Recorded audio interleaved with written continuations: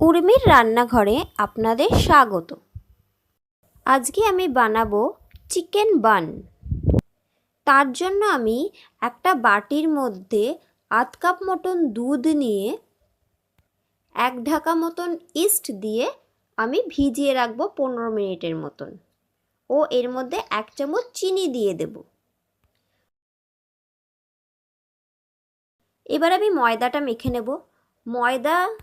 এখানে আমি 1 কাপ ময়দা নিয়েছি ও 1 চামচ নুন দিয়ে কিছু ময়ানের জন্য আমি এখানে 2 চামচ তেল দিয়ে দিয়েছি।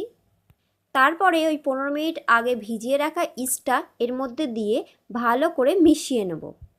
ভালো করে মিশিয়ে মেখে নেব। যদি প্রয়োজন পড়ে অল্প একটু জল ব্যবহার করা যেতে পারে।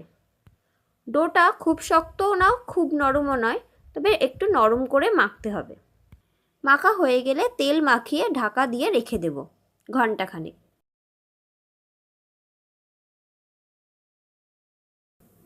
বানের জন্য আমি এবারে পুরটা করব।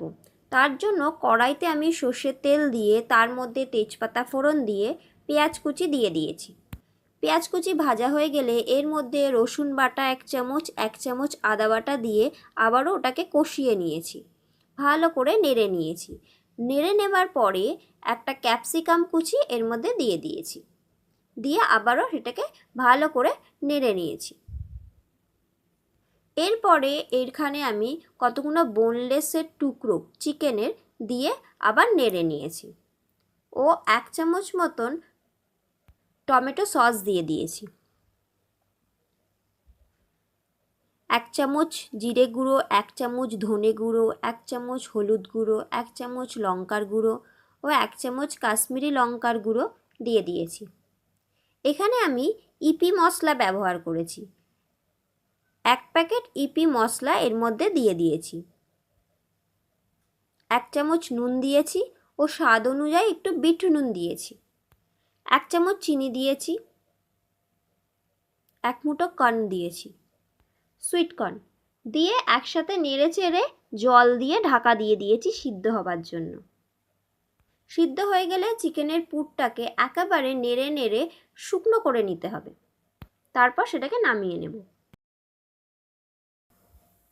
পাউরুটির জন্য যে ময়দাটা মেখে রেখেছিলাম সেটা এখন ফুলে গেছে। এখন আমি ময়দাটাকে ঠেসে নিয়ে তার মধ্যে থেকে হাওয়াটাকে ভালো করে বের করে নেব।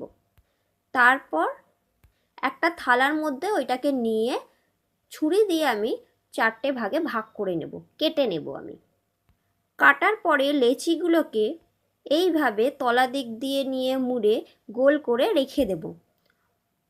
এবারে আমি এখানে আগে থেকে একটা আলুকে সিদ্ধ করে রেখেছি, যেটা চিকেনের ওই পুরটার সাথে একসাথে মিশিয়ে ভালো করে মেখে নেব চামচের সাহায্যে। মেখে নেওয়া হয়ে গেলে ওই লেচির মধ্যে পুরগুলোকে ভালো করে ভরে নেব। এমনভাবে ভরতে হবে যাতে করে দেখা না যায়, বেরিয়ে না যায়।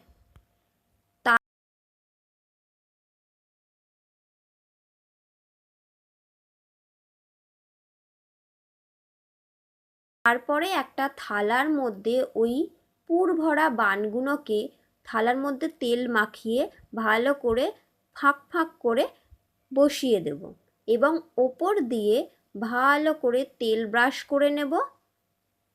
কিছু পরিমাণে সাদা তিল ওপর দিয়ে ছড়িয়ে দেব। এরপর কড়াইতে একটা বসিয়ে আগে একটু প্রিহিট করে নেব চাপা দিয়ে। প্রিহিট হয়ে যাবার পরে ওই বয়ের ওপরে থালাটাকে বসিয়ে 2টো ঢাকনা দিয়ে দেব এবং গ্যাসের আঁচটাকে একদম লো ফ্লেমে করে দেব।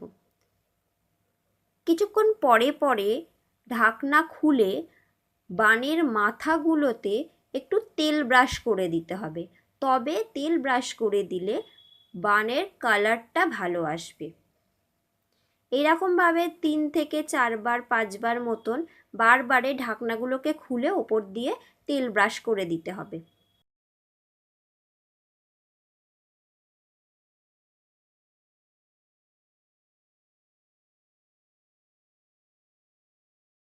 সম্পূর্ণ বানটা তৈরি হতে আমার এখানে 40 থেকে 45 মিনিট মতন সময় লেগেছে এবং বানটা অসাধারণ খেতে হয়েছিল, খুব নরমও হয়েছিল। বানটা অবশ্যই তৈরি হয়ে যাবার পরে কড়া থেকে নামিয়ে ঢাকা দিয়ে খানিকক্ষণ রেখে দিতে হবে একটু ঠান্ডা হওয়ার জন্য। তারপরে সেটা পরিবেশন করতে